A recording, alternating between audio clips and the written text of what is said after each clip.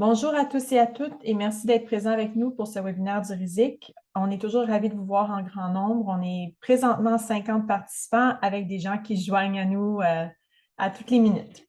Donc, mon nom, c'est Catherine Ledoux, je suis coordonnatrice du RISIC. Je suis accompagnée de Mme Céline Gélina aujourd'hui, qui est codirectrice du RISIC et professeure à l'École des sciences infirmières Ingram de l'Université McGill, ainsi que chercheur au Centre de recherche en sciences infirmières de l'Hôpital général juif. On va vous présenter les conférencières dans quelques instants, mais on voulait simplement vous préciser que, comme on est en grand nombre aujourd'hui, on suggère d'utiliser la fonction questions-réponses au bas de votre écran pour poser vos questions. Suite à la conférence, on aura une période d'échange et de questions pour répondre aux différents éléments qui apparaîtront dans la fonction de questions-réponses. Donc, sans plus tarder, l'activité d'aujourd'hui a pour titre « Un modèle de soins à domicile dont le Québec a besoin », l'exemple d'une étude mixte inspirée par et réalisée avec des professionnels de la santé. Elle est présentée par quelques conférencières dont je vous présente à l'instant. Madame Anne Bourbonnais, qui est professeure titulaire à la Faculté des sciences infirmières de l'Université de Montréal. Elle est chercheuse au Centre de recherche de l'Institut universitaire de gériatrie de Montréal et titulaire de la chaire de recherche en soins infirmiers à la personne âgée et à la famille, ainsi que la chaire de recherche du Canada en soins aux personnes âgées. Elle s'intéresse aux personnes âgées vivant avec un trouble neurocognitif, ainsi qu'à leurs personnes proches aidantes, ainsi qu'aux soins palliatifs et à l'agisme. Ces travaux visent à mieux comprendre l'expérience de ces personnes âgées et à développer des interventions pour favoriser leur bien-être, ainsi que celui des personnes proches aidantes et du personnel soignant, et ce, dans une perspective clinique et sociale. Ensuite, nous avons Delphine Bosson-Reutor, qui est professeure adjointe en sciences des données à l'École de santé publique de l'Université de Montréal depuis 2019. Elle est biologiste de formation et elle s'est orientée vers l'environnement santé en 2012 avant de se spécialiser en exploitation et modélisation des données de santé lors de son PhD en 2015. À la croisée de la science des données et de la santé des populations, ses recherches incluent l'analyse de données multiples, telles que les données épidémiologiques, environnementales et clinico-administratives. Elle développe des approches méthodologiques innovantes pour modéliser et prédire les trajectoires d'utilisation des services de santé de la population vieillissante et applique ces outils à des enjeux concrets, notamment dans les contextes de soins palliatifs et de fin de vie et des soins à domicile. Ensuite, nous avons Dr. Evelyne Gaillardès, qui est médecin de famille et chef de service des soins à domicile au CLSC de Verdun. Elle travaille également au GMF du Sud-Ouest et à l'urgence à l'hôpital de Verdun, ainsi que comme chargée d'enseignement clinique à la Faculté de médecine de l'Université de Montréal. Ses intérêts pour les soins à domicile et les soins palliatifs l'ont amené à proposer des pratiques innovantes permettant de répondre rapidement aux besoins de la population vieillissante et d'éviter des hospitalisations. Par la suite, nous avons Justine Wu, qui est étudiante à la maîtrise en sciences infirmières à l'Université de Montréal.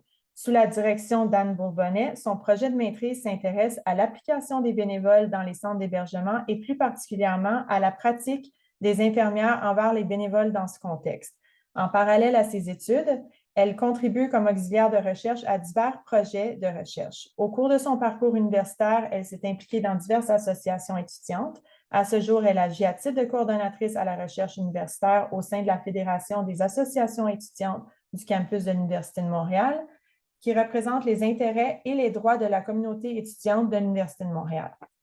Enfin, nous avons Rose Pagé, qui est étudiante au baccalauréat initial en sciences infirmières de l'Université de Montréal, partageant son temps entre son emploi d'auxiliaire de recherche pour Anne Bourbonnais et son rôle de présidente de l'Association étudiante des sciences infirmières de l'Université de Montréal.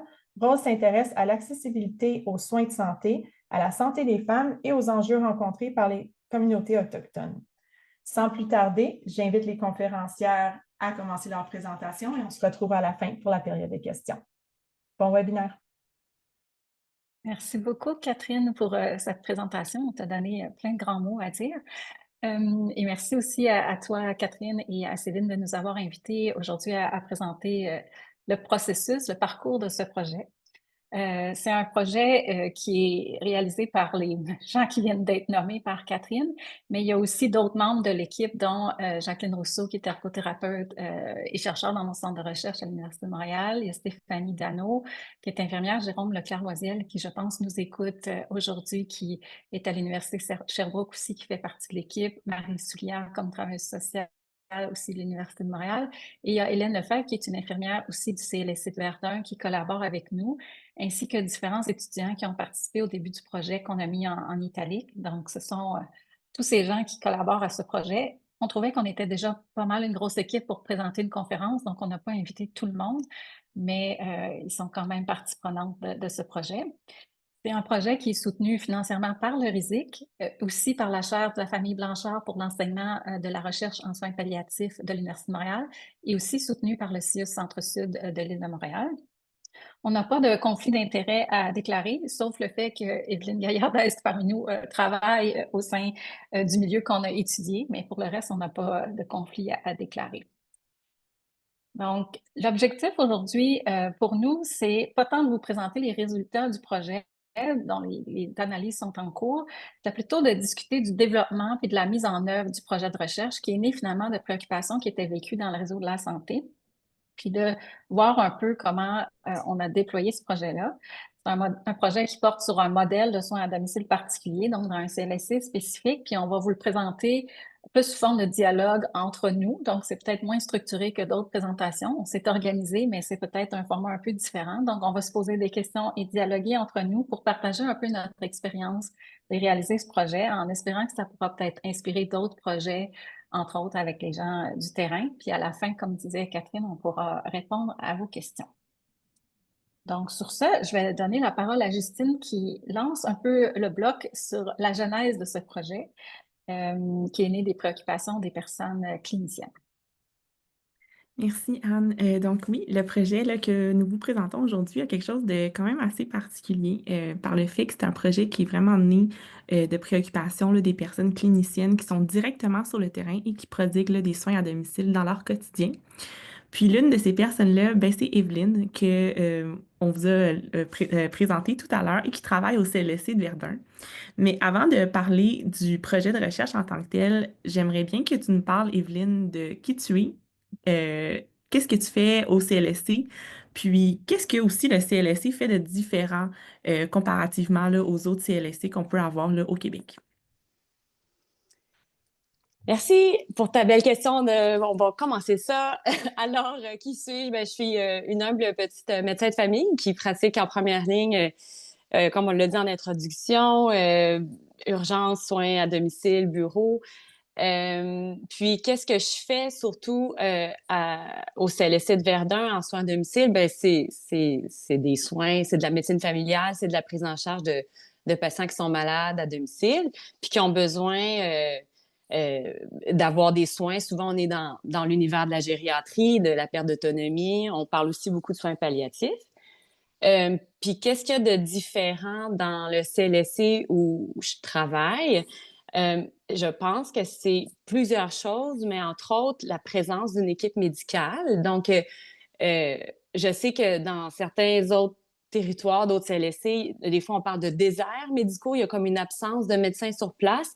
Alors que nous, la présence des médecins, elle est très forte et très imbriquée avec les infirmières.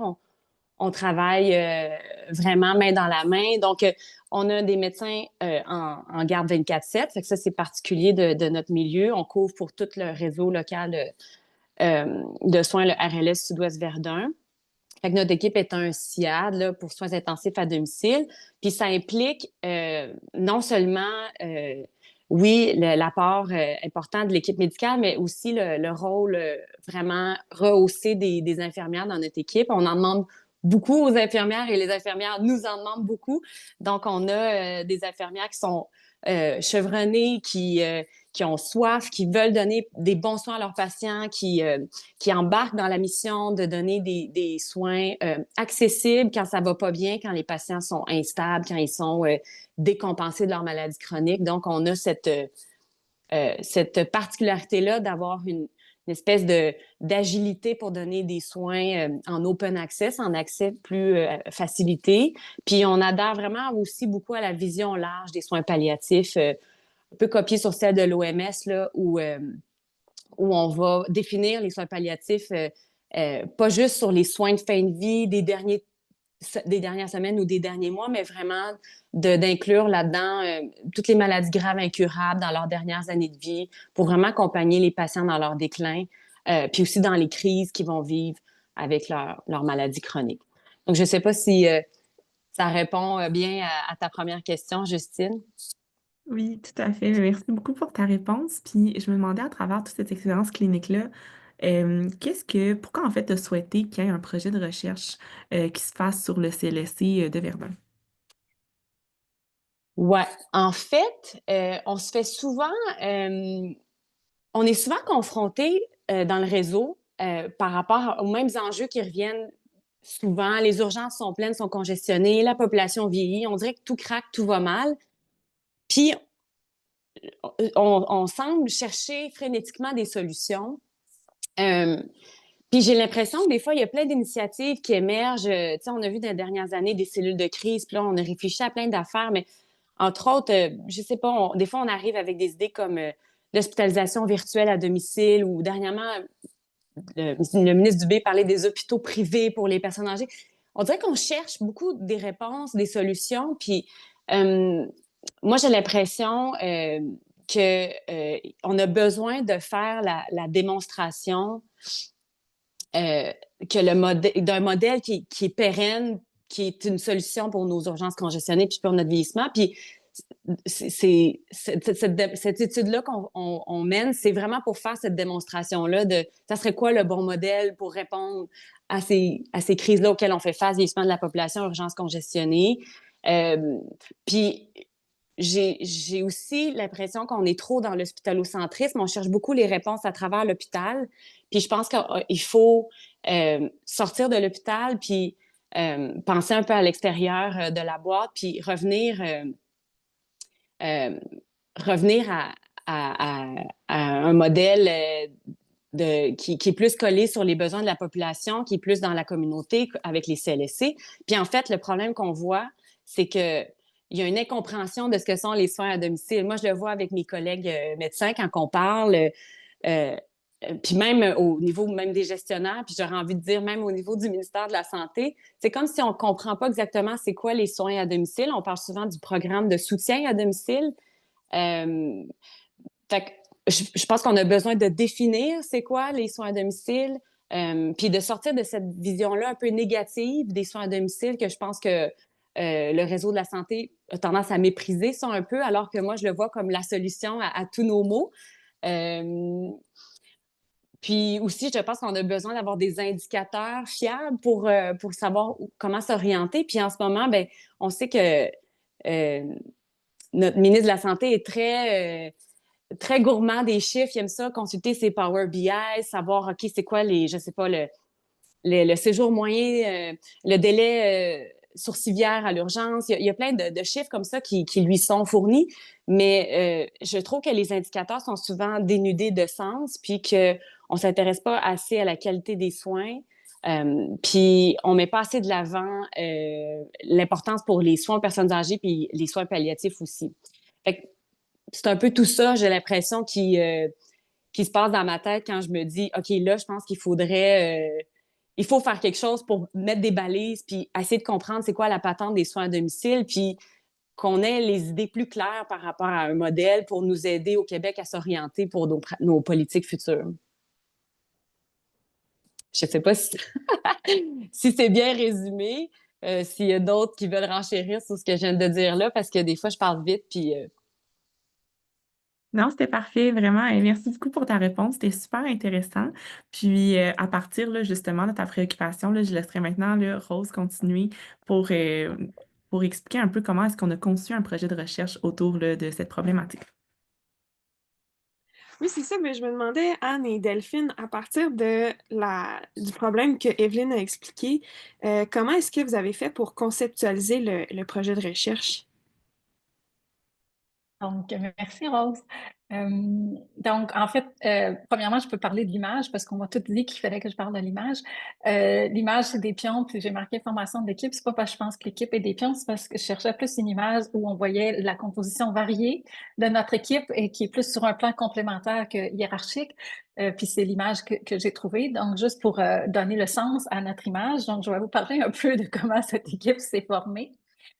Euh, et en fait, c'est Evelyne qui m'a contactée, ce qui est pas si fréquent comme chercheur qu'on se fait contacter par des cliniciens pour dire, hey, J'ai une idée de projet, je voudrais qu'on fasse quelque chose pour mieux comprendre un modèle de soins. Donc, j'étais bien contente quand Evelyne m'a contactée pour faire ça, pour étudier leur modèle de soins à domicile. Je voyais vraiment qu'il y avait un grand intérêt à étudier ce modèle de soins à domicile qui est assez novateur à Verdun, puis que ça répondait à un besoin de la population, puis ça correspond à mon expertise qui est sur les soins aux personnes âgées puis les soins palliatifs.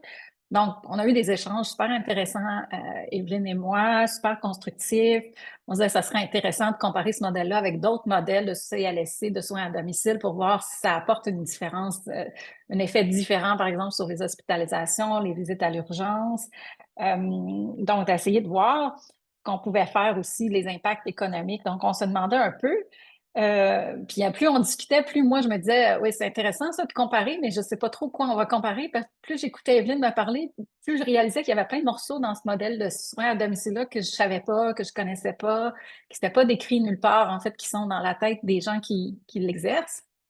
Donc, je me suis dit, OK, c'est le fun de comparer, mais avant de le comparer, il faudrait peut-être savoir qu'est-ce qu'on va comparer au juste. Donc, je dis, il faudrait peut-être commencer par le décrire. Et en parallèle, Evelyne, je pense, tu parlais avec ma collègue Jacqueline Rousseau, qui est ergothérapeute.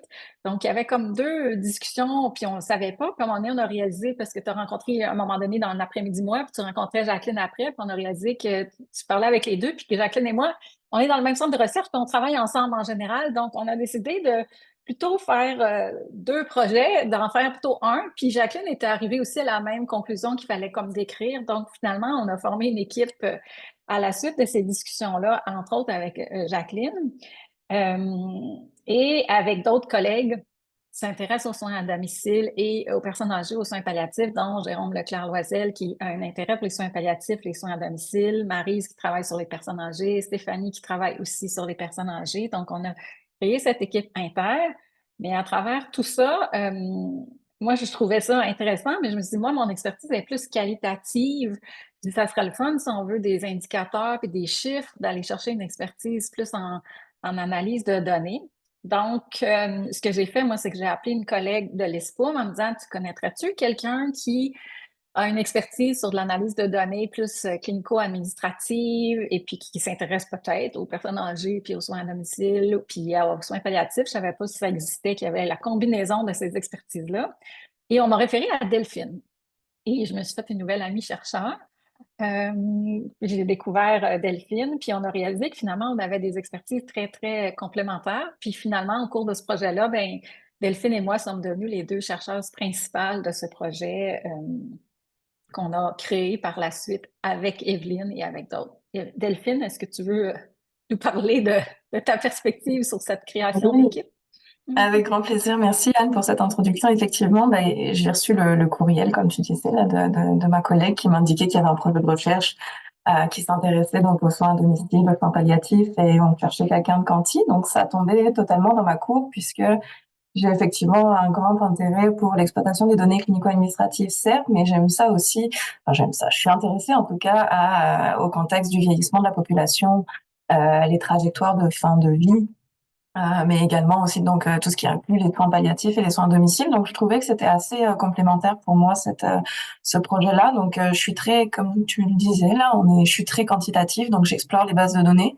Puis de mon point de vue, ça me paraissait intéressant de pouvoir avoir un projet de recherche comme celui-ci qui on va en parler un petit peu après, mais qui allie du quanti et du quali afin de garder un peu le lien justement avec le terrain et apporter en fait une richesse au quanti, donc à arrêter d'être derrière mes données et juste voir des chiffres et qui se suivent là, mais avoir quelque chose de plus, un vrai contexte derrière, un vrai contexte réel. Donc ça m'a fait vraiment très plaisir de pouvoir me joindre à ce projet-là. Donc c'est ça. Je pense que je peux m'arrêter là pour le moment. Je vais parler beaucoup après. Merci Merci. Delphine. Donc, finalement, la création de cette équipe, auquel s'est joint par la suite Justine et Rose à titre de professionnels de recherche, d'étudiantes de professionnels de recherche, la création de cette équipe a fait que finalement, on a conçu un projet de recherche qui a été développé sur la base de la théorie de Donabédian qui implique de s'impliquer à la structure, au processus et aux effets des soins pour regarder la qualité des soins. Et le but était finalement de décrire, mais scientifiquement, ce modèle de soins à domicile du CLSC de Verdun, en ayant un intérêt, entre autres, pour l'approche palliative. Palliative, comme le disait Evelyne, dans le sens large de l'OMS, donc tout ce qui n'est pas nécessairement juste curatif. Et on a 3 questions de recherche finalement dans ce projet-là. On regarde c'est quoi la structure de ce modèle de soins à domicile, les processus au sein de ce modèle, et on regarde aussi les effets du modèle, mais captés par des indicateurs administratifs et par les perceptions des différents groupes d'acteurs. Et pour faire le projet, ben, vous l'aurez probablement deviné que c'est une étude mixte. Donc, c'est une étude de cas mixte concomitante. Donc, le cas étant un cas unique, le modèle du CLSC de Verdun et soins à domicile du CLSC de Verdun. Et on réalise en parallèle le volet Cali et Canty. On a pour les 2 volets les mêmes critères, c'est-à-dire que les personnes qui sont incluses sont des personnes qui ont plus de 18 ans, qui ont reçu ou qui reçoivent des soins à domicile du CLSC de Verdun depuis la mise en œuvre de ce modèle en 2016. Donc, on a presque 10 ans de trajectoire dans le temps de ce modèle. On regarde aussi les proches de ces personnes qui ont reçu des soins, les professionnels qui ont travaillé avec eux, puis les gestionnaires qui travaillent aussi dans ce modèle-là.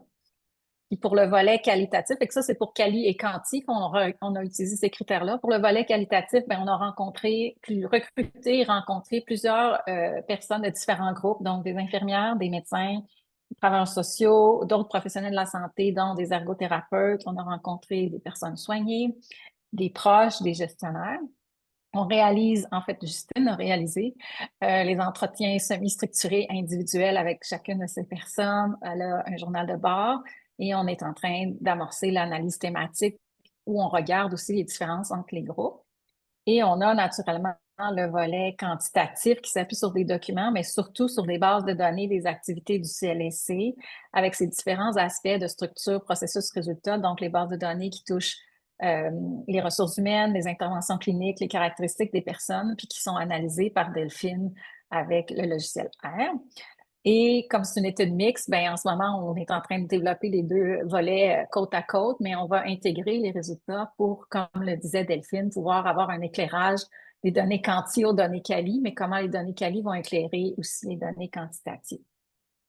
Donc, ça, c'est un peu ce qu'on est en train de faire en ce moment.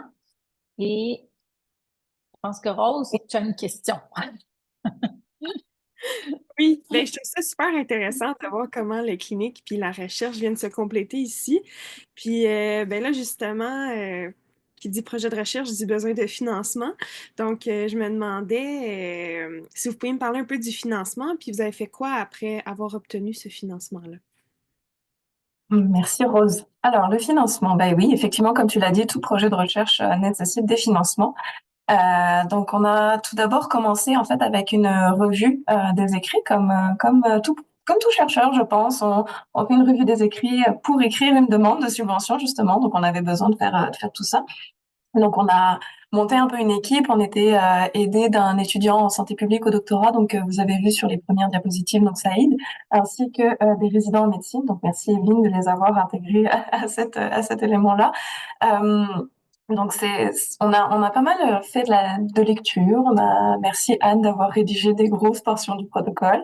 On a alors, au fur et à mesure qu'on lançait en fait cette écriture et cette revue, on s'est rendu compte quand même que la revue commençait à prendre de l'importance et on s'est dit que ce serait probablement intéressant de la transformer en fait aussi en revue narrative qui serait publiée. Donc on a poussé un petit peu plus l'exploration de cette revue narrative, puis on a obtenu un peu des fonds en parallèle du CIUS qui nous a aidés donc justement dans l'élaboration, le démarrage de ce processus parce qu'ils étaient très intéressés par cet élément-là. Puis, donc, l'élaboration de notre protocole nous a permis d'obtenir des financements du RISIC, notamment. Et nous avons, en parallèle, et nous sommes toujours dessus, continué à travailler sur la revue narrative. Là. Donc, c'est très rigolo de se dire que finalement, la demande de financement a engendré finalement un nouveau sous-projet, qui est la revue narrative que l'on mène en parallèle du projet que Anne vient de présenter. Je ne sais pas si ça répond à ta question ou si tu as besoin de plus de détails. Oui, c'est parfait, je te remercie. Puis je me demandais du côté d'Anne, de ton côté, du côté plus qualitatif, qu'est-ce qui s'est passé après avoir eu le financement nécessaire? Ben, ce qui s'est passé après, c'est tout ce qui est la logistique, en fait. Et la logistique, après, une fois qu'on a le financement, ben, les chercheurs qui nous écoutent le savent. On se ramasse, ben, on l'a intitulé du mieux au pire, là, mais on va vous expliquer pourquoi. On s'est ramassé à faire ce qu'on fait tous, c'est-à-dire d'aller chercher les approbations, les diverses approbations à travers le comité d'éthique. Moi, je suis celle qui parle du mieux. Moi, je me suis occupée avec l'équipe, mais on a soumis les demandes d'approbation éthique au comité d'éthique du Centre de recherche de l'Institut universitaire de gériatrie, qui est le comité d'éthique de mon centre de recherche, qui est un comité d'éthique qui fonctionne très bien, d'habitude, qui est assez humain et qui a roulé hyper rondement parce qu'en un mois, on avait toutes les autorisations, incluant la convenance et toutes les lettres des personnes mandatées du CIUS.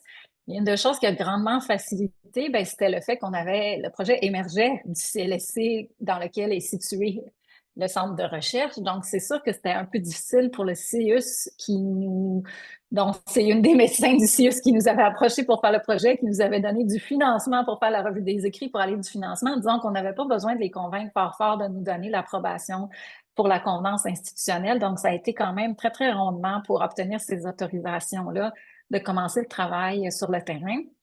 Donc, on a pu commencer le travail qualitatif rapidement. Delphine, je te renvoie la balle pour l'autre partie de la côté plus droit de la diapo. Oui, effectivement. Ben, je pense que vous reconnaissez tous l'image de Astérix. C'est simplement une petite blague de ma part là pour symboliser les 12 travaux d'Astérix. Ça a été un parcours assez éprouvant, on va dire ça comme ça, ou en tout cas assez long pour obtenir les données quantitatives. Pour ceux qui ne le savent pas, là, il y avait une loi qui était passée en 2021 et qui avait changé pas mal de choses en termes de confidentialité des données et aussi d'accès aux données pour la recherche. Donc, nous avons eu l'apparition de documents supplémentaires à remplir, qui est l'évaluation des facteurs de risque relatifs à la vie privée, sous le nom de EFVP, qui paraît tellement innocent de cette manière comme ça.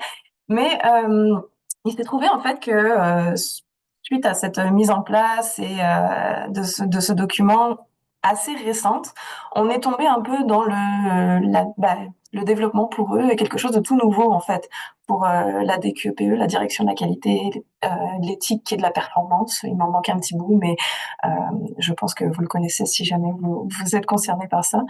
Ça a été pour eux tout nouveau, un processus vraiment très nouveau. Donc, on a eu beaucoup d'allers-retours concernant le remplissage de la EFVP, que ce soit pour la compréhension de ce qu'on souhaitait avoir comme données, mais aussi la compréhension de comment on allait stocker les données, comment on allait accéder à ces données, qui allait les analyser.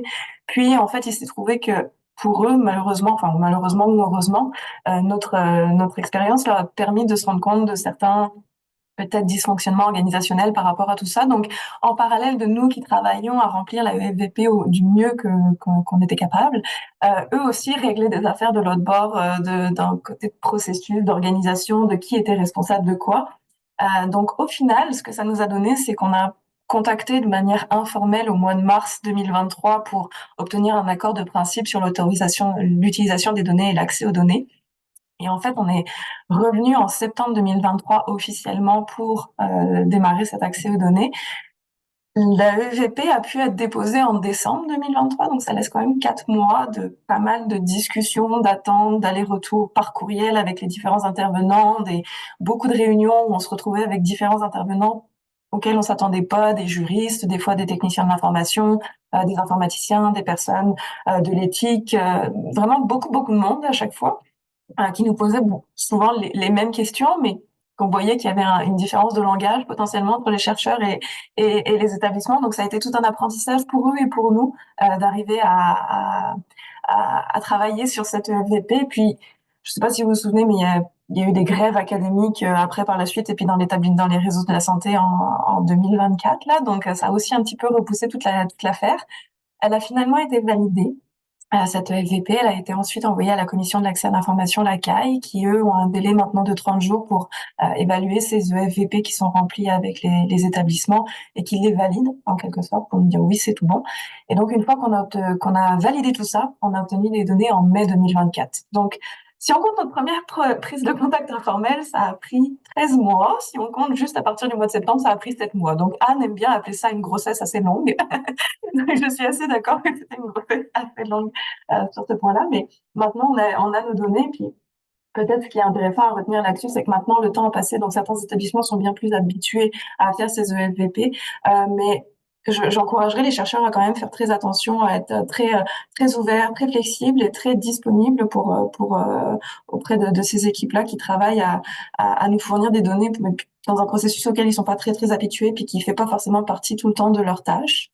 Maintenant un peu plus, mais en tout cas, c'est nous qui envahissons, on va dire, leur routine. Donc, c'est important de prendre ça en compte. Puis, je dirais que la connaissance des bases de données ou de s'associer avec des personnes qui connaissent les bases de données est vraiment importante et primordiale dans le sens où on va souvent nous demander pourquoi on veut tel type de données, pourquoi on a besoin de ça spécifiquement. Donc, c'est important de savoir ce qu'on veut exactement, les noms des variables, par exemple, ou quelle information on cherche, puis d'être capable de justifier pourquoi on en a besoin. Donc voilà pour notre petit 12 travaux d'Astérix dans ce projet-là. Et merci d'avoir finalisé, d'avoir accepté de me transférer les données. Oui, puis je peux dire, moi, je connais pas du tout ces bases de données, sauf à une lointaine époque où j'ai travaillé en CLSC, mais c'est pas tout à fait les mêmes données. Mais toi, tu les connaissais bien, ces bases de données ICLSC, etc. Donc, c'est pas si ça a été très long et compliqué malgré le fait que tu les connaissais. Donc, tu savais de quoi tu parlais. Donc, ton conseil sur avoir des gens qui les connaissent est particulièrement important, je pense, parce que je sais pas ce que ça aurait donné si tu les avais pas connus, disons. Puis, si je peux me permettre aussi, juste un petit commentaire, c'est ça, sur les bases de données ICLSC, ça reste quand même des bases de données qui sont très imparfaites, qui sont nourries manuellement par des cliniciens, puis aussi toute la portion des équipes médicales basées en CLSC se retrouve pas dans ICLSC, fait que il y a encore là une opacité, puis il faut continuer de creuser dans d'autres sphères pour avoir d'autres données complémentaires, fait que c'est ça l'univers des bases de données. Exact. Ben, on y reviendra plus tard dans les analyses, mais effectivement, tu soulèves un bon point, Evelyne. Puis effectivement, on n'a pas pris que les données ICLSC, on a aussi demandé les données RH, puis celles-là, je les connaissais moins, donc c'est peut-être aussi ça qui a eu un impact assez important sur la durée, là, parce qu'on demandait des données sur lesquelles on n'avait aucune connaissance de ce qui était dedans. Donc, c'était vraiment à la pêche de j'ai besoin de telle information. Est-ce que vous l'avez? Oui, non. Oui, mais on peut vous la donner que sous cette forme. Ah, d'accord. Est-ce que ça peut être utile? Ça a été beaucoup de discussions de ce type-là, en plus de toutes les discussions de stockage, de transfert de données et d'analyse de données. Pour vous donner un petit exemple, ça a été tellement long. J'ai pris en fait la responsabilité d'analyser moi-même les données pour éviter de complexifier en fait la demande et d'ajouter en fait des étudiants ou des assistants de recherche en plus pour l'analyse des données, simplement pour simplifier le processus et mettre qu'il y avait que moi et Anne qui accédaient aux données qui pourraient les analyser. Donc je me retrouve entre guillemets avec l'analyse des données, mais comme j'aime ça, c'est le fun, là, il n'y a pas de problème. Mais c'est vrai que ça a eu un petit impact en termes d'organisation des chercheurs et des étudiants. Donc, il reste qu'on a quand même eu le volet qualitatif qu'on a pu commencer durant ce que j'ai appelé la longue grossesse de l'accouchement des données. C'est ça. Donc, peut-être que Justine, tu pourrais nous parler un peu, parce que pendant que nous, on se battait avec la bureaucratie pour avoir accès aux données, Justine, toi, tu as pu commencer. Moi, j'ai plus le parti de fun et légère. Moi, c'était un go après un mois. Et Justine, tu as pu aller, toi, sur le terrain, commencer. Tu veux nous parler un peu de ton expérience? Oui, merci. Donc oui, le volet qualitatif, là, heureusement, a pu commencer. Pour faire les entrevues, ben, il fallait quand même, pour commencer, créer des contacts avec des personnes là, du terrain. Puis heureusement, là, Evelyne a beaucoup facilité le tout, là, étant dans notre équipe. Donc, elle nous a mis en contact avec des personnes que j'appelle un peu des personnes ambassadrices de notre projet sur le terrain, qui nous a permis, ben, en fait, qui m'a permis d'aller au CLSC, rencontrer les professionnels de la santé, leur parler du projet, leur parler de voir s'il y avait un intérêt à participer, puis pourquoi est-ce qu'on faisait un projet aussi là, sur leur modèle de soins. Donc, ces échanges-là ont permis quand même d'avancer beaucoup le recrutement au début du projet. Parce qu'il faut comprendre que pour, euh, pour avoir des entretiens avec les personnes soignées puis leurs proches, il fallait vraiment passer aussi par les professionnels pour qu'eux, ils puissent en parler lors de leur visite là, aux personnes soignées puis à leurs proches. Donc, on a pu commencer le projet de cette manière-là. On a eu beaucoup de personnes gestionnaires, beaucoup de professionnels au début. Puis, à un moment donné, c'est devenu un peu plus difficile le recrutement, malgré qu'on en avait quand même beaucoup parlé sur le terrain. Donc, quand on a eu cette difficulté-là, on a eu l'idée, dans le fond, d'assurer plus une présence là, sur les heures du midi où est-ce qu'il y avait plus de professionnels en santé au CLSC. Puis c'est à ce moment-là que j'ai comme eu l'idée de comme faire ce que j'appelle un peu des blitz d'entrevue, fait que vraiment des plages horaires où est-ce qu'on était disponible sur l'heure du midi. Et là, il y a de plus en plus de professionnels qui ont eu un intérêt par rapport à ça, qui sont venus me parler sur l'heure du midi. Et c'est comme ça qu'on a réussi à débloquer au niveau là, du recrutement. En ce moment, on a fait 28 entretiens individuels, puis l'échantillon qu'on a est assez variable en termes là, de professionnels en santé. On a, par exemple, des infirmières, des médecins, des ergothérapeutes, des travailleurs sociaux. On a aussi eu des entretiens avec les gestionnaires. Puis, à travers là, tous les efforts qu'on a mobilisés, on a réussi aussi à recruter des personnes soignées qui sont quand même des profils très variés, je dois dire, là. Donc, autant là, des personnes qui sont suivies pour une perte d'autonomie plus à du long terme euh, que des personnes qui sont suivies par le CLSC plus pour du court terme, mettons, après une opération. Et on a aussi pu rencontrer des proches de ces personnes-là.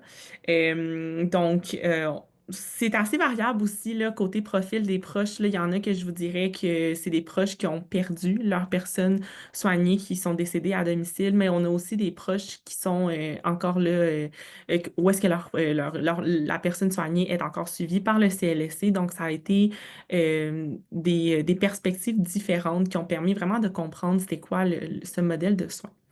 Fait que tout ça pour dire que c'est un peu comme ça qu'on s'est débrouillé pour la collecte là, sur le terrain. Puis, je pense que c'est vraiment là, des fois on a de la difficulté, je pense, à recruter là, des personnes pour le volet plus qualitatif. Je pense que c'est important aussi d'assurer une présence auprès de ces professionnels-là, vraiment aller leur parler du projet là, au quotidien qui nous permet un peu de débloquer par rapport à ça.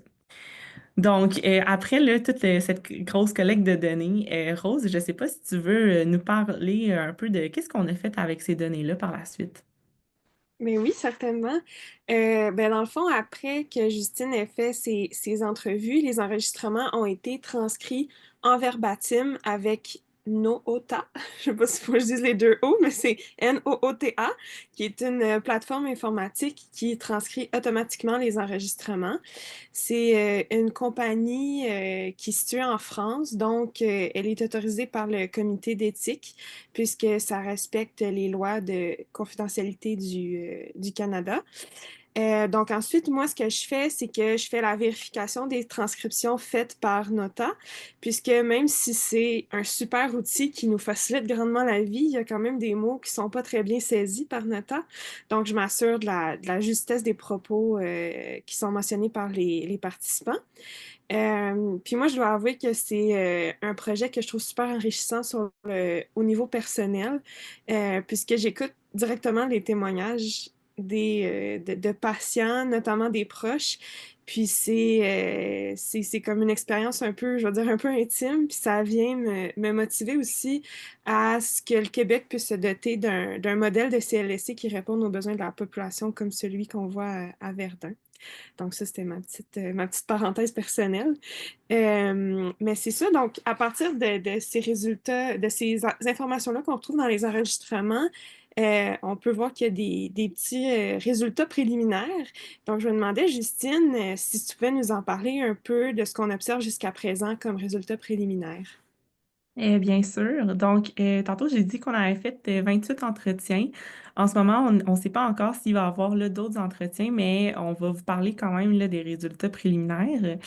Donc, un petit peu une introduction là, avant d'embarquer dans les résultats. Ce qu'on a remarqué dans les entretiens, c'est que il y a quand même une clientèle qui est très variable sur le territoire là, de ce CLSC-là, qui est très vieillissante aussi. Comme je l'expliquais tout à l'heure, là, il y a vraiment un profil assez variable aussi en termes d'intervention que cette clientèle-là reçoit. Donc, ça peut être du court terme comme du post-op ou plus du long terme là, si on parle de plus de perte d'autonomie. Le nombre d'interventions est aussi assez variable. T'sais, on a rencontré là, des personnes soignées que c'était juste vraiment des suivis ponctuels. Ça pouvait être une fois par mois ou même une fois par semaine à des personnes qui recevaient des services du CLSC jusqu'à 4 fois par jour. Euh, Puis, c'est une population qui est aussi quand même sur un grand territoire, là, qui a des besoins qui varient aussi selon les quartiers, je dois dire, là. Donc, il y a des quartiers là, qui sont moins socialement favorisés, si on peut le dire. Donc, ça crée des besoins plus complexes puis assez variables. En ce sens-là, Delphine, pour nous parler un peu de la population générale, est-ce que tu aurais des chiffres à nous donner là, par rapport à ça?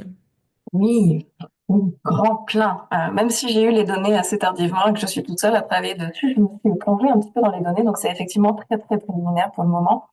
Mais ce qu'on voit dans les données, c'est qu'on a eu environ 11 000 usagers depuis 2016, qu'on a une majorité de femmes et que l'âge moyen est effectivement très âgé, puisque c'est aux alentours de 80 ans, avec des femmes plus âgées que les hommes, comme on retrouve souvent en recherche.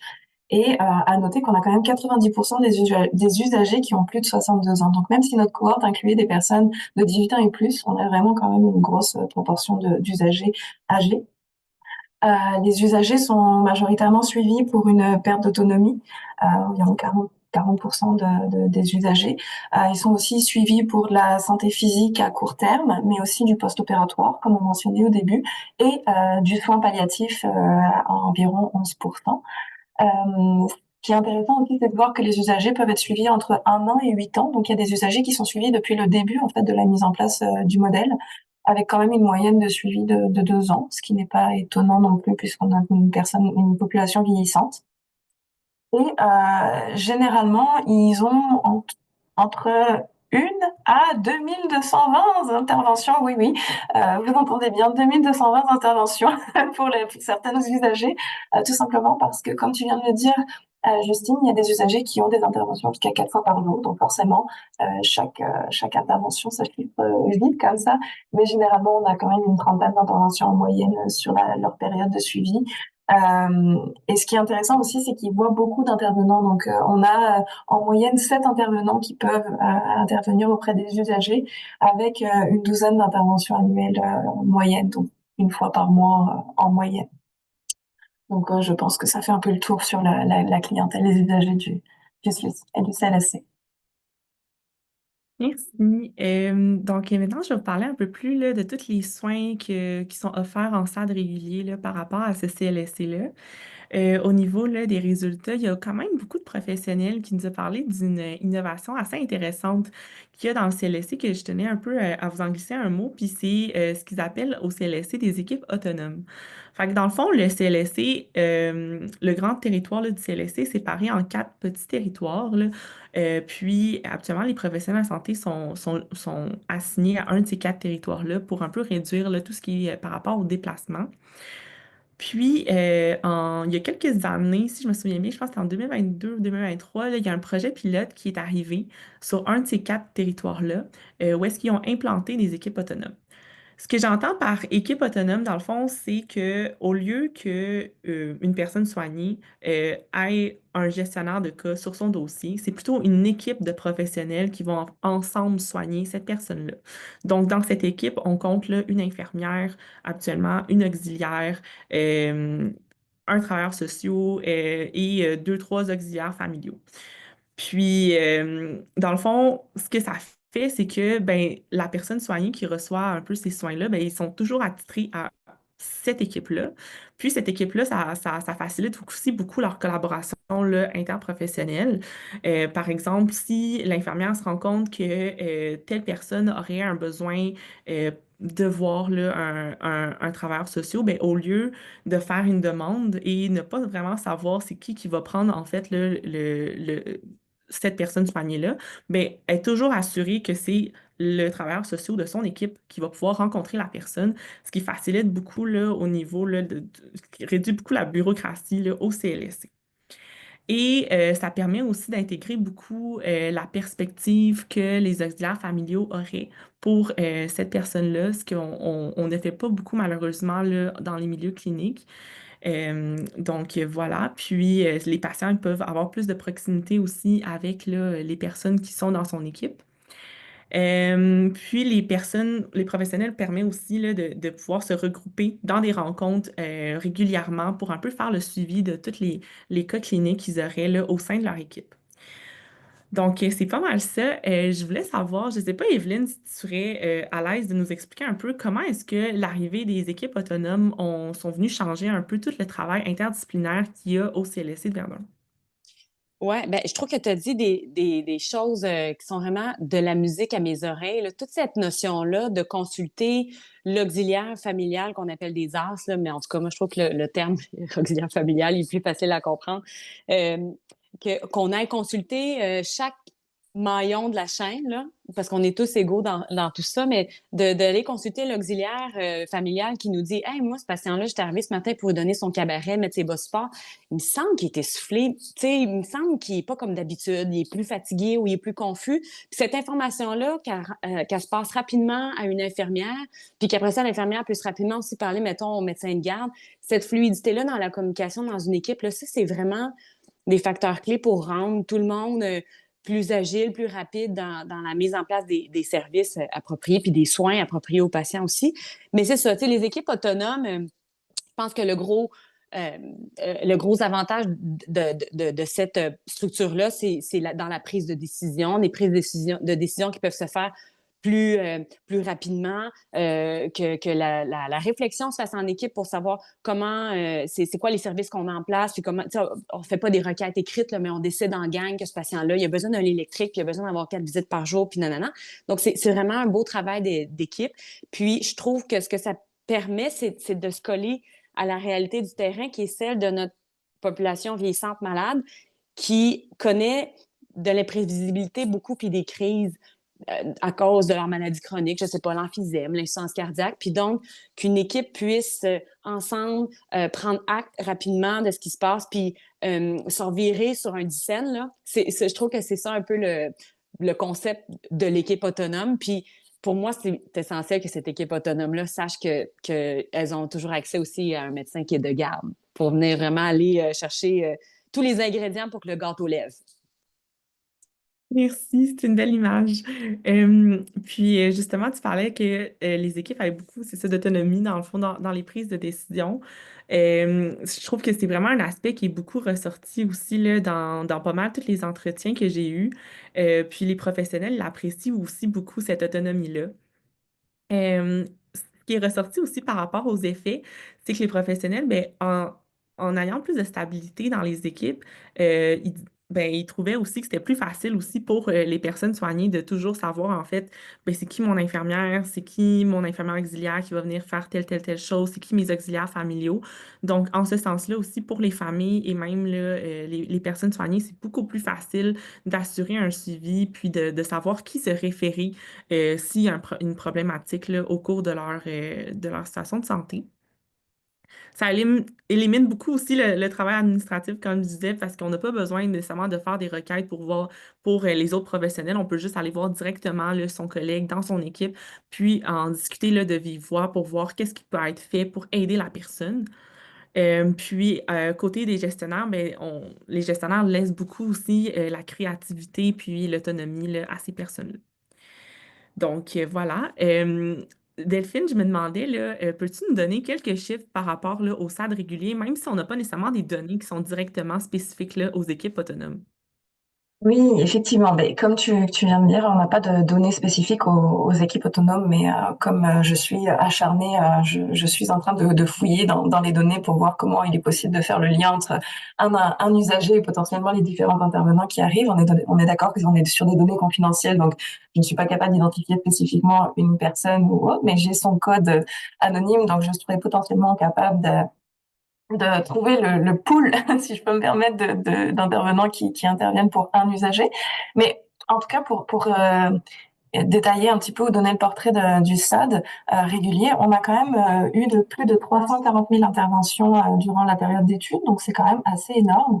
On a eu aussi beaucoup d'interventions au tout début de la mise en place de ce modèle-là, donc en 2016-2017. Peut-être Kevin pourra rebondir par la suite là-dessus, parce qu'on a observé un petit creux d'activité par la suite. Mais ce qui est intéressant de noter, c'est que les interventions, il y en a une grande portion en perte d'autonomie. Puis tout à l'heure, je vous parlais du fait que les usagers, il y en avait en soins palliatifs, là, mais ils arrivaient comme en 4e position du volume de ce qu'on a. Mais en termes d'intervention en elle-même, on a les soins palliatifs qui arrivent juste après la perte d'autonomie, ce qui montre qu'en fait, même si on a peu d'usagers, enfin, ou moins d'usagers en soins palliatifs, il y a quand même une intervention assez importante auprès d'eux, avec un certain nombre d'interventions assez importantes auprès d'eux. Donc, je trouvais ça très intéressant de le voir à travers les données.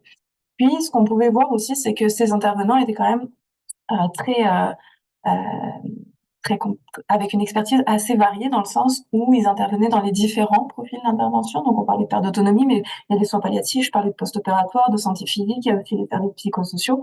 Donc, ça arrive régulièrement que des intervenants interviennent dans différents profils de ce type-là. Donc, c'était aussi très intéressant de voir ça. Et ils sont très actifs parce qu'ils voient en moyenne 120 usagers différents dans leur pratique, alors même jusqu'à plus de 1500 usagers. Donc, il y en a qui sont très, très, très actifs au CLSC. Puis, en termes d'intervenants, donc on voit majoritairement des soins infirmiers, mais on a aussi beaucoup des personnes qui interviennent pour des services psychosociaux, d'ergothérapie, de physiothérapie, mais on voit aussi de la nutrition, de l'aide à domicile et de l'inhalothérapie. Donc c'est vraiment assez riche, je trouve. On a quand même les 80, près de 90% des interventions du CLSC sont faites par des employés du CLSC. Puis on a un petit peu plus de 10% d'interventions qui sont faites par des main-d'œuvre indépendantes, notamment beaucoup dans les services psychosociaux. Et en termes aussi de richesse d'expertise, j'ai remarqué que la langue de l'intervention était souvent très variée. Donc, on avait bien sûr le français, l'anglais, mais on a aussi de l'italien, du chinois, de l'espagnol, du grec, du polonais, du hongrois, du japonais, de l'arabe, etc. Donc, on a vraiment des personnels qui sont dédiés à leurs usagers et qui veulent favoriser, je pense, la qualité de leurs soins pour essayer de s'adapter, de parler dans leur langue pour s'assurer d'un bon accompagnement. Donc, je trouvais ça très intéressant. Puis également aussi, j'ai pu remarquer qu'ils faisaient leurs interventions, bien sûr, en après-midi et le matin, mais ça arrive aussi qu'ils fassent des interventions le soir ou la nuit. Bien sûr, en moins grand nombre là, mais il y a quand même des interventions, donc on parle du 24/7 là, donc je pense qu'on est vraiment clairement dedans. Merci Peut-être, beaucoup. j'aurais juste voulu rebondir, rajouter que la main-d'œuvre indépendante, c'est devenu maintenant illégal là, d'y avoir recours, mais on n'a pas de solution de rechange. Hein, fait que on se prive maintenant de cette main-d'œuvre indépendante, mais ça s'est matérialisé par quelques bris de service. Donc, ça n'a pas été réfléchi très bien. Ça, c'est un petit commentaire éditorial. Là. On nous empêche d'utiliser la main-d'œuvre indépendante, mais on n'a pas de solution de rechange pour ça. Tu Ouais, fais très bien de le préciser comme ça voudra dire que je stratifierai mes analyses en fonction des années. très Merci. bien. Merci beaucoup à vous deux. Ça m'amène, je pense, à l'ouvre parfaitement là, le prochain sujet. Une des particularités, dans le fond, du CLSC, c'est aussi que vous avez une équipe qui est vraiment dédiée aux soins palliatifs. Puis c'est vraiment la première fois que j'entends vraiment parler de ça, là, j'en ai pas vu dans mon expérience, là, d'autres CLSC qui ont vraiment des équipes, des infirmières qui sont dédiées au cas de soins palliatifs. De ce que j'ai entendu, là, dans les entretiens, c'est vraiment des personnes qui ont une grande expérience clinique aussi qui se retrouvent dans ces équipes-là. Et étant donné que, ils sont exclusivement dédiés aux soins palliatifs, bien, ça permet aussi de libérer beaucoup de temps, puis de consacrer, dans le fond, beaucoup de temps là, à ces cas-là. Aussi, vous avez une grande rapidité, dans le fond, de prendre en charge aussi les soins palliatifs qui vous arrivent là, sur votre territoire. Donc, j'aimerais ça, Evelyne, peut-être, si tu peux, nous parler un peu de la différence dans l'approche là, en soins palliatifs plutôt qu'en SAD régulier. Par exemple, on a parlé là, que, ben, en fait, il y a même des personnes soignées qui m'ont parlé qu'il y avait des services de nuit, qu'il y avait beaucoup plus de flexibilité au niveau des besoins aussi. Qu'est-ce que tu en dis de tout ça? Ouais, ben en fait, c'est ça, je nous écoutais parler depuis tantôt tu sais, du stade régulier, puis là, des soins palliatifs. Puis je trouve que c'est important peut-être aussi pour ceux qui nous écoutent, de comprendre que du point de vue très administratif, dans les bases de données, les patients, ils sont mis dans des cases, là, puis ils ont des numéros que je connais pas par cœur, mais la case SAD régulier versus lui, on va lui mettre une case soins pâles. Puis ça, c'est une vision très administrative, alors que la vision peut-être plus humaniste et médicale que j'ai envie de dire, c'est que ben, moi, quand je regarde mes patients qui sont suivis à domicile, je dirais que 100% de mes patients sont en soins palliatifs. Ils ne sont pas en soins de fin de vie. Ça ne veut pas dire qu'ils sont mourants, mais ils sont tous en soins palliatifs. Moi, c'est 100% de la base de données que je mets en soins palliatifs. Mais en tout cas, fait que, il y a ça des fois qui vient un peu nous influencer ou en tout cas comment on perçoit les données là, dans ces différents profils-là. Mais ce que tu as dit tantôt, Justine, par rapport au fait que tu as remarqué qu'au CLSC de Verdun, c'est une des seuls endroits où tu as vu des équipes dédiées en soins pâles. Moi, je trouve que c'est pas une affirmation qui est vraie. Moi, je connais plein de CLSC avec des équipes dédiées aux soins pâles. La différence, c'est que je pense que, comme souvent, il n'y a pas d'équipe médicale, ben, les équipes de soins pâles, des fois, elles comptent sur un médecin ou deux médecins, comme un peu volontaires. Là, c'est souvent des médecins là, héroïques là, qui font tout seuls. Pour un immense territoire. Puis, fait que, comme ils ont une pauvreté de ressources, mais qui ont un grand cœur, mais bref, il y a des capacités limitées, souvent, ils vont mettre des critères très étroits pour survivre.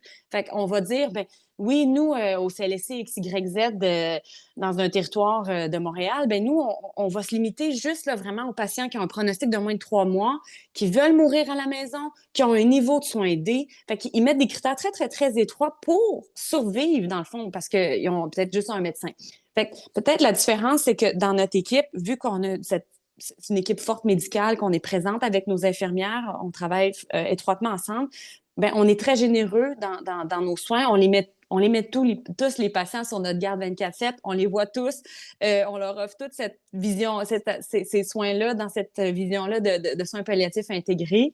Fait que la différence d'approche, je pense que c'est important d'avoir des infirmières qui sont quand même avec des compétences plus particulièrement rehaussées pour les soins de fin de vie, les soins palliatifs. Fait que c'est important d'avoir des équipes nursing dédiées.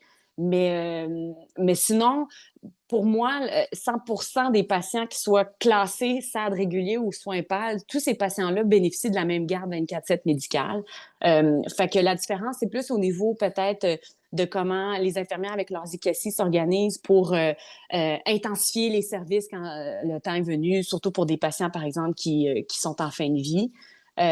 Puis ben les services de nuit, tout est dans la générosité et dans le bon vouloir, mais on a tellement de coupures budgétaires que c'est important de décrire notre modèle pour dire que c'est comme ça que ça devrait marcher.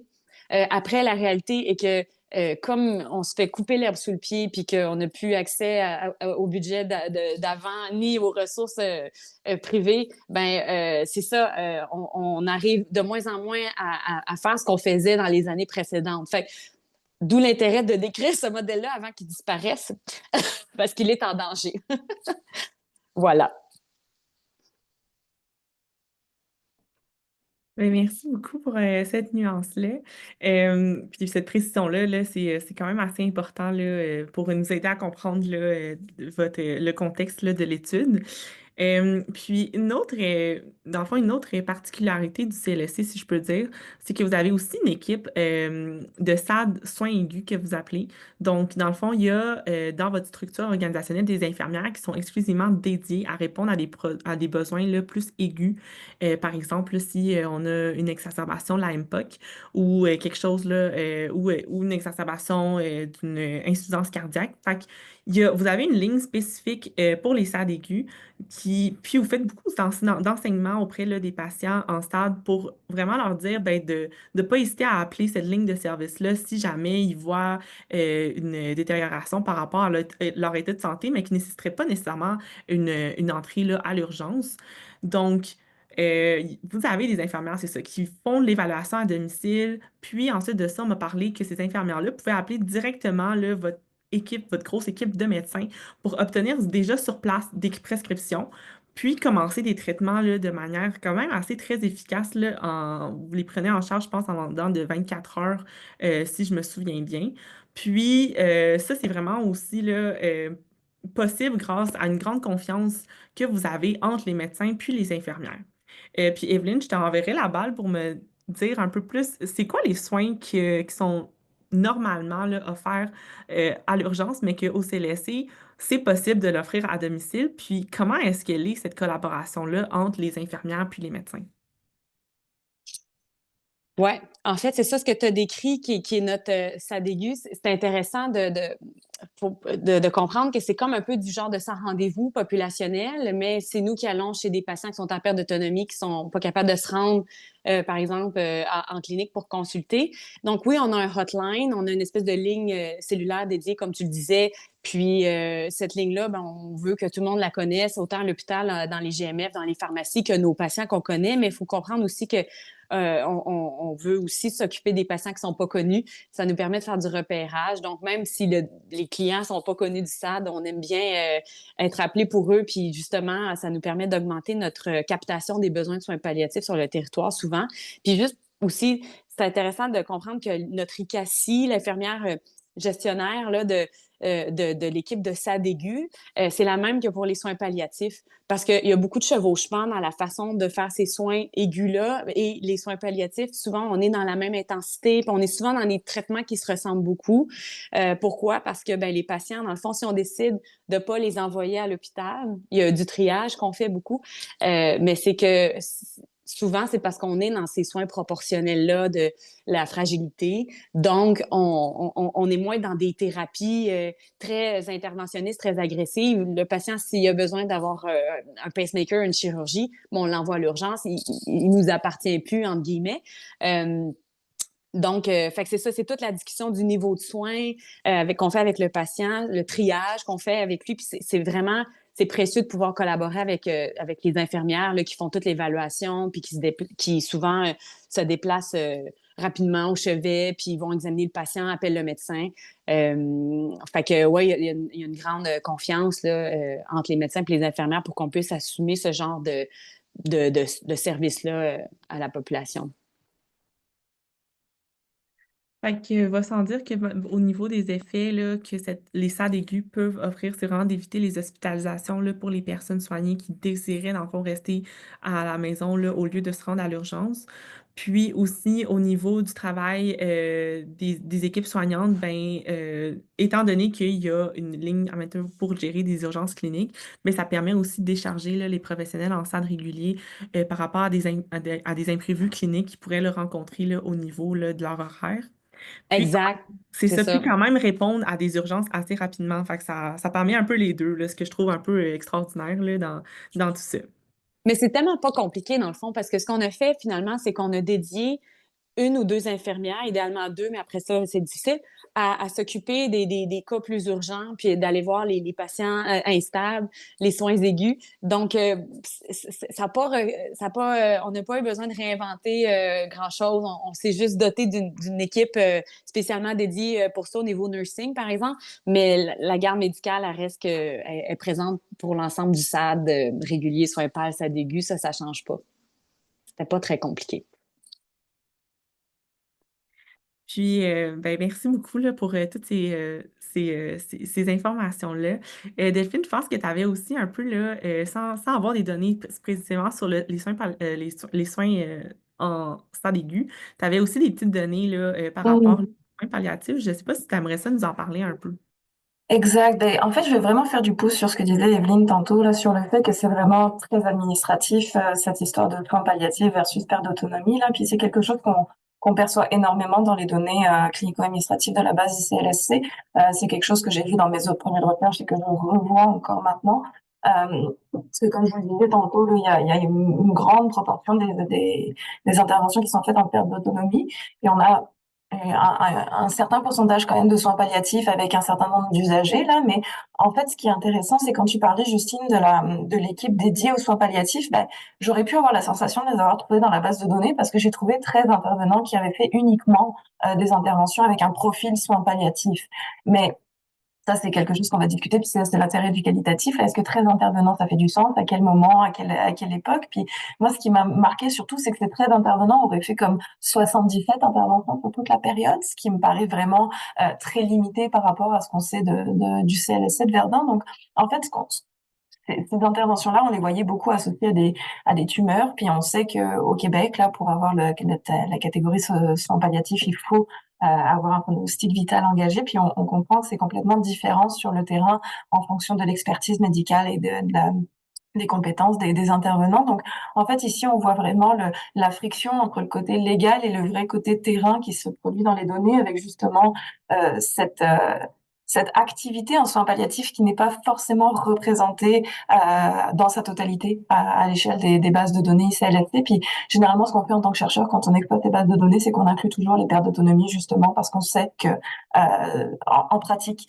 les gens sont marqués en perte d'autonomie, mais ils ont quand même des soins palliatifs parce qu'ils n'ont pas un pronostic vital engagé de 3 mois, par exemple. Donc tout ce qui est maladie neurodégénérative ou autre. Donc c'est intéressant en fait de voir là l'intérêt du qualitatif et du quantitatif parce que on peut vraiment comprendre pourquoi il y a ce manque dans les données clinico-administratives euh, en discutant avec le terrain en fait. Merci.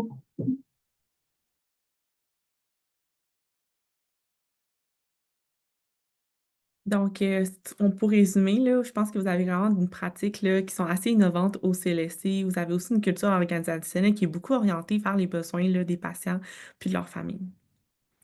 Donc, c'était bien intéressant tout ça. Donc, à la lumière de ces résultats là, préliminaires qu'on a en ce moment, c'est quoi un peu la suite de ce projet?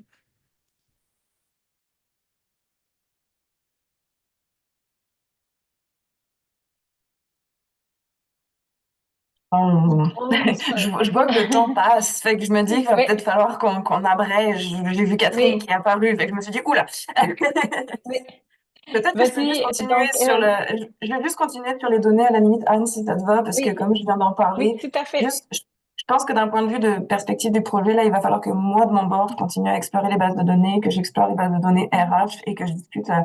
avec les membres du CLSC, notamment, j'ai une rencontre bientôt avec les personnes qui rentrent les données dans les CLSC, donc dans le CLSC, donc c'est quelque chose qui va être important pour moi. Puis, je pense que c'est vraiment important de pouvoir continuer à exploiter ces bases de données-là pour montrer en fait la richesse qu'elles peuvent apporter, notamment pour fournir des indicateurs de qualité. T'en parlais au début, Evelyne. Là, si on veut pouvoir avoir des indicateurs qui permettent de décrire au mieux les soins à domicile, il faut qu'elles soient bien remplies. Mais pour bien les remplir, il faut montrer qu'elles ont un intérêt d'être remplies. Donc, c'est comme un petit cercle là. Donc, il faut continuer à les exploiter tout en reconnaissant les biais et les limites de ces bases, bien évidemment. Et donc, ça, c'est ma perspective pour moi personnelle d'un point de vue quantitatif. Peut-être que je peux continuer pour un peu ce qu'on pourra faire avec ces résultats-là quand on aura des vrais résultats qui est un peu revenir au début, c'est-à-dire qu'on voulait décrire le modèle pour éventuellement pouvoir comparer, par exemple, ce modèle de soins à domicile où t'as beau dire, Evelyne, que c'était pas compliqué de mettre des infirmières, mais ça a pas l'air compliqué, mais vous êtes le seul CLSC au Québec qui le fait qu'il a l'air d'avoir quelque chose de compliqué ailleurs. Donc, il reste que de comparer votre modèle puis les effets que ça a avec d'autres. Une fois qu'on aura une belle description, ça pourra donner un élan à d'autres recherches qui, s'appuyant sur cette description, pourront peut-être comparer d'un point de vue qualitatif, mais peut-être aussi avec des indicateurs et même des indicateurs économiques pour, entre autres, rejoindre ta préoccupation qui était aussi de convaincre le ministère de la Santé que d'implanter ce modèle qui ne demande pas nécessairement des moyens technologiques ou des choses extraordinaires, mais permet quand même de faire une grande différence pour la population. Donc, je pense que d'un point de vue de recherche, ces résultats-là sont comme un tremplin pour autre chose. Sur Vous ça, avez tout dit, Evelyne, je te mesdames. donnerai un peu le mot de la fin, je Ah pense. oui? Ben non, mais je vais te Moi, donner le mot de la fin, pareil, de la conclusion, si tu veux. On avait décidé que c'est euh, toi qui concluais, donc je te laisse la oui, mot oui, de oui. conclusion.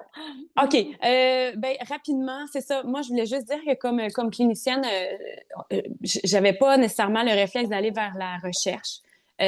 C'était pas dans mon ADN, admettons. Mais je voulais juste dire que les chercheuses ici autour de moi ont offert vraiment un bel accueil. Même si je suis néophyte puis que je connais rien de tout ça, je trouve qu'on arrive à former une équipe où on met tout le monde à contribution, puis où on a aussi chacune une reconnaissance de l'expertise pour l'autre. Ben c'est ça, on espère être capable de convaincre le politique de bouger, puis étendre un peu comme vous venez de dire, Anne, d'utiliser nos résultats pour qu'on ait des solutions pour notre système de santé qui fait bien pitié ces temps-ci. On veut pas abandonner notre population, on croit au modèle des CLSC.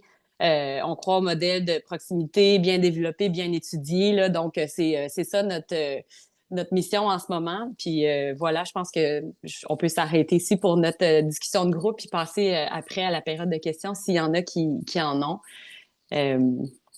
Voilà pour notre première partie d'échange. Merci, Evelyne. Merci à tout le monde d'avoir écouté notre conférence, mais merci à mon équipe d'avoir accepté de participer à cette conférence en équipe, en dialogue un peu. Donc, merci à vous toutes. Puis c'est ça, Catherine, s'il y a des questions, on pourrait, je pense qu'il nous reste un peu de temps là, pour pouvoir répondre aux questions. S'il y en a. Oui, en effet, mesdames, merci beaucoup. Ça a été très, très intéressant de vous entendre. Puis moi, de mon côté, j'ai vraiment apprécié l'interaction entre vous pendant le webinaire aussi. C'était vraiment intéressant. Donc, comme on a mentionné, on vous invite à poser vos questions dans la fonction questions-réponses au bas de l'écran. Il y en a quelques-unes déjà. Je vais inviter Mme Céline Gélina à animer la période de questions.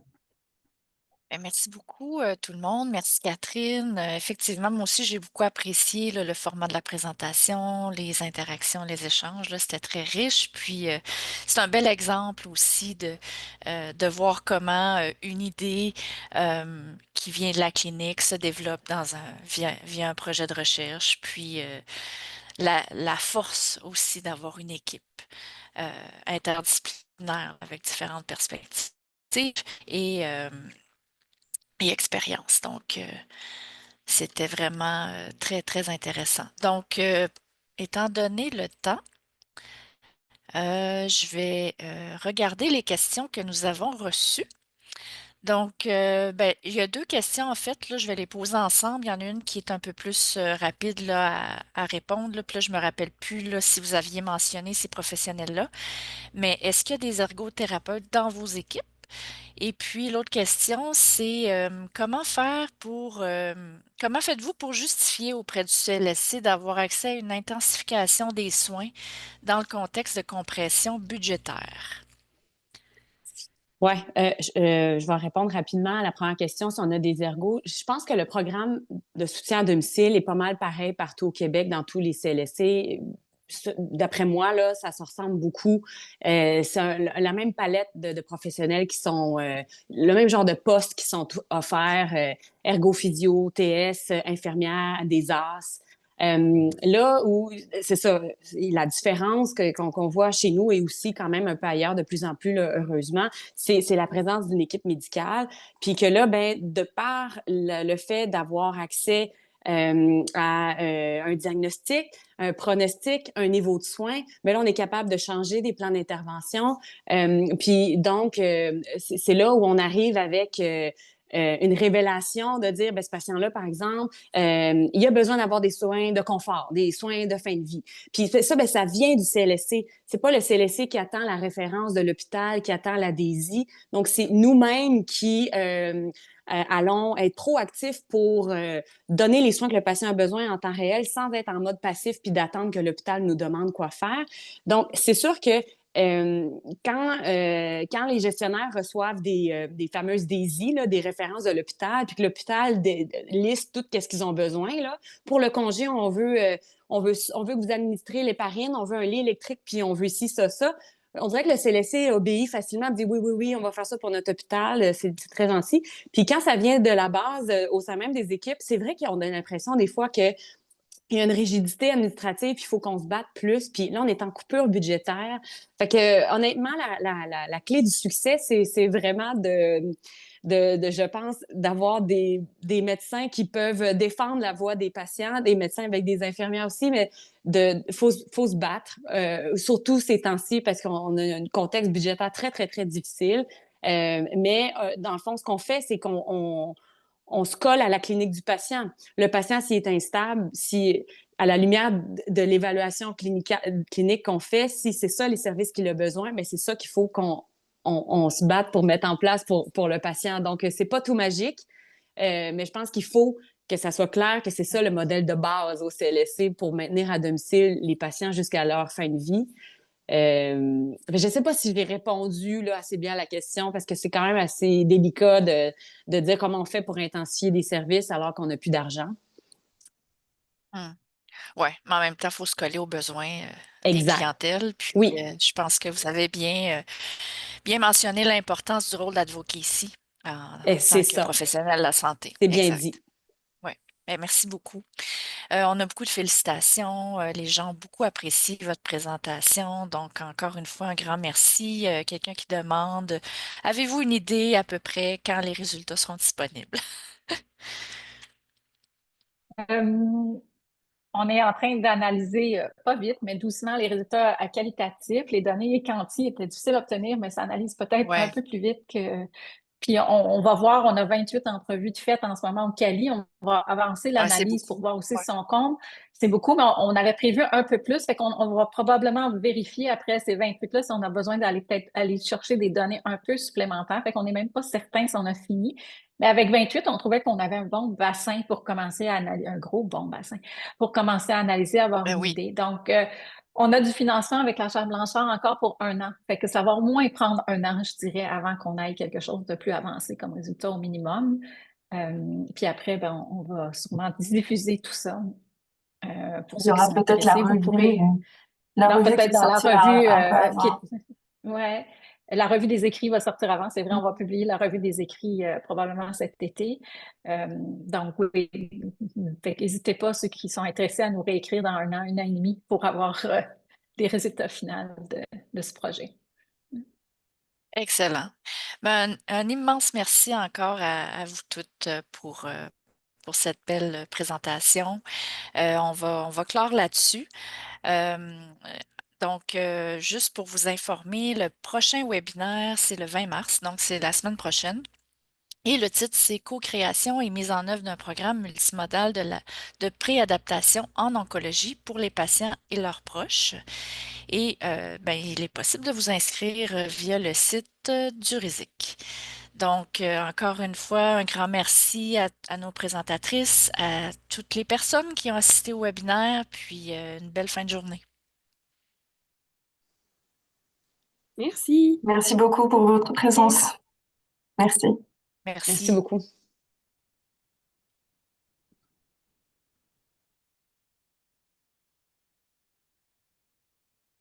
Catherine, est-ce que tu fermes le webinaire?